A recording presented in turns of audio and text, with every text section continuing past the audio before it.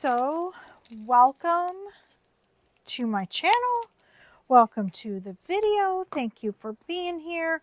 We're doing another Enzo because I'm really loving them. This one is inspired by the colors of fall. So let's get started and let's blow out another cool Enzo. For our color scheme, we are going to do something very minimal, which is sort of what I did with the last Enzo we did on the gray base. I mixed a color for the base, Van Dyke Brown and Pearl Red. This probably uses a little bit more Pearl Red than a specific 50-50. I think when I was mixing it, I felt like it needed a little more Pearl Red to really come through the Van Dyke Brown.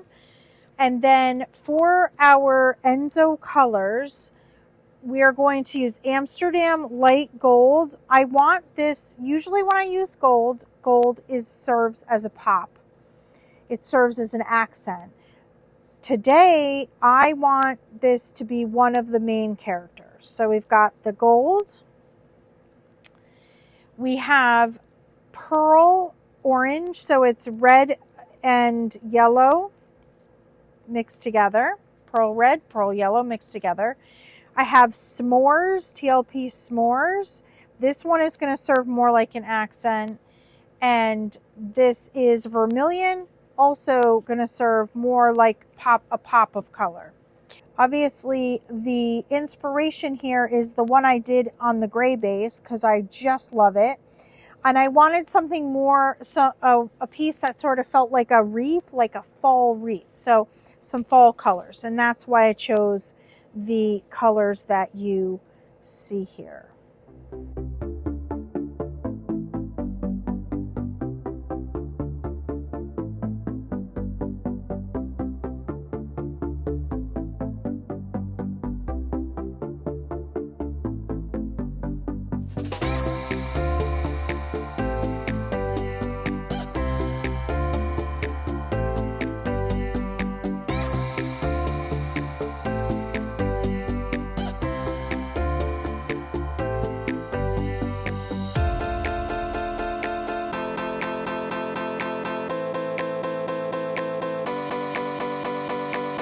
So I switched to a paper cup just so that I could like make that little point like that. So we can get a good circle. So let's call this the middle and let's start our circle here.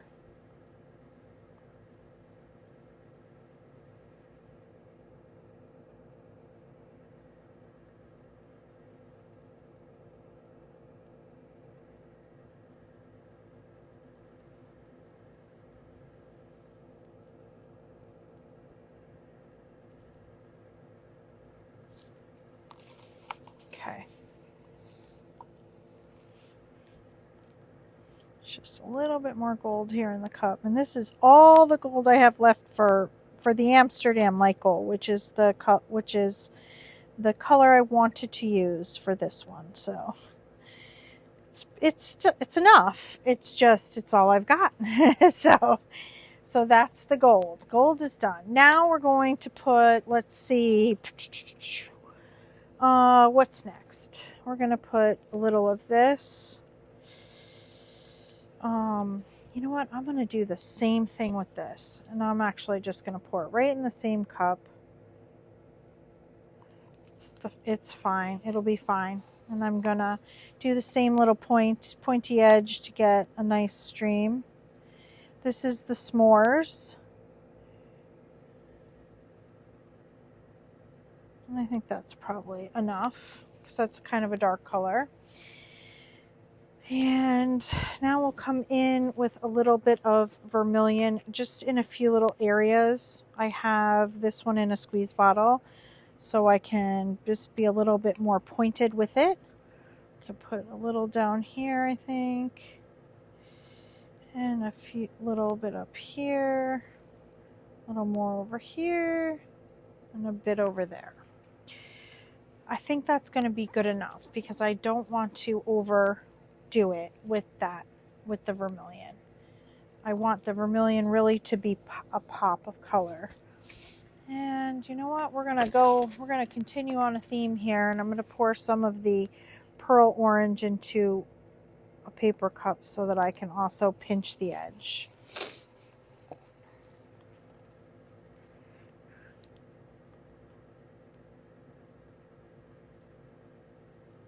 I'm gonna be a little bit more going in and out of the base on this one. I'm gonna need a little bit more. That.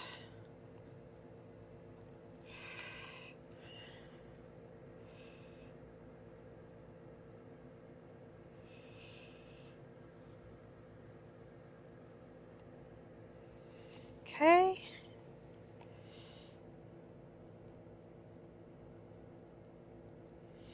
And then also, as I did in the first piece, I'm going to put a little bit of our base in through here. Again, I don't want to overdo the amount of paint that I have.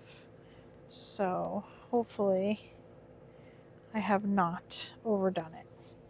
I should have left part of the circle open because I always come to a point where I'm still blowing and I don't want to mess up what I had started already with the blowing, but that's fine. So, and again, not centered, but close enough, and we're just going to do the best we can here.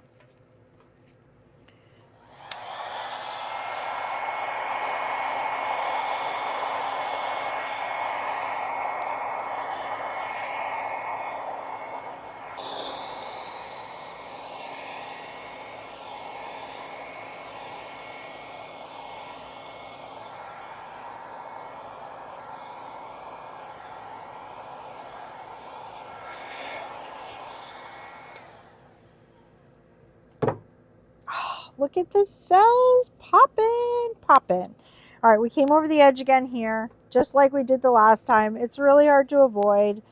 We're going to just push it back a little.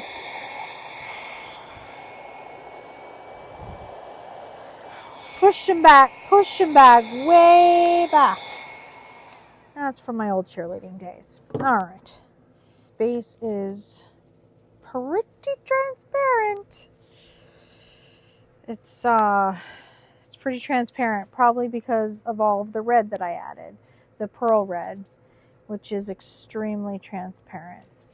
So I don't know if messing with it now is a great idea. I have a feeling this may have to be a dry edit. These might have to be dry edits. But let me just try to put a little bit more of this here because it's not covering the canvas.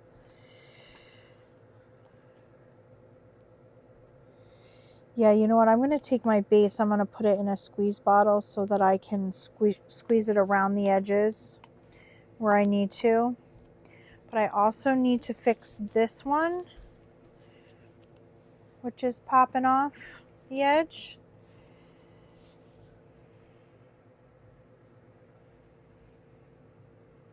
And it needs a little bit of a torch as well.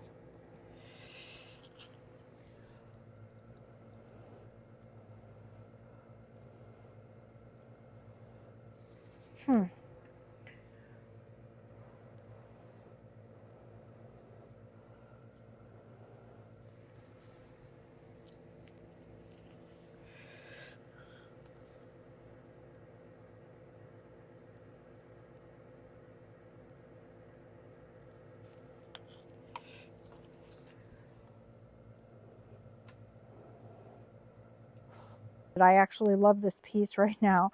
I'm not mad at the pearl red for separating from my brown a little and giving me some slight striations. I think that's actually going to be kind of cool, and I'm fine with it.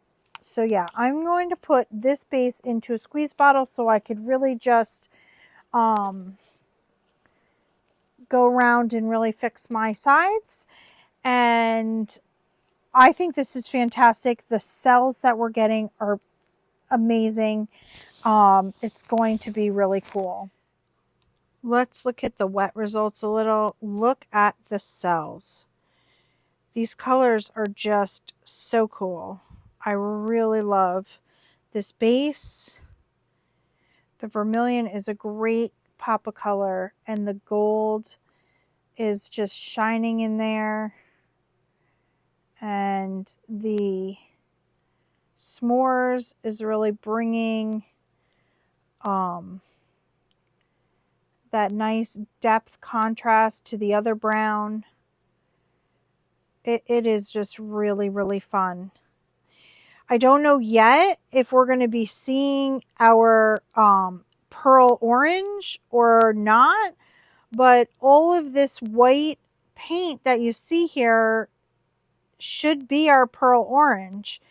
So we'll just have to wait and see how that dries. It could ultimately be so cool. So all of that paint that right now looks white is going to end up being our pearl orange, whatever it turns into, whether it turns more just, whether we see more of the yellow in it or more of the red in it. When I mixed that color, it was 50-50 pearl red, pearl yellow. So we'll see what happens, but these cells are fantastic. All right, well, let's see it when it's dry and see what we end up with. So this piece I did, and I was so pleased with it when I got done with it. And it did not dry well. We had quite a bit of cracking up here and over here. So I would like to do it again. You'll notice here we have like a pretty much this, none of this really got fully blown out on the first piece.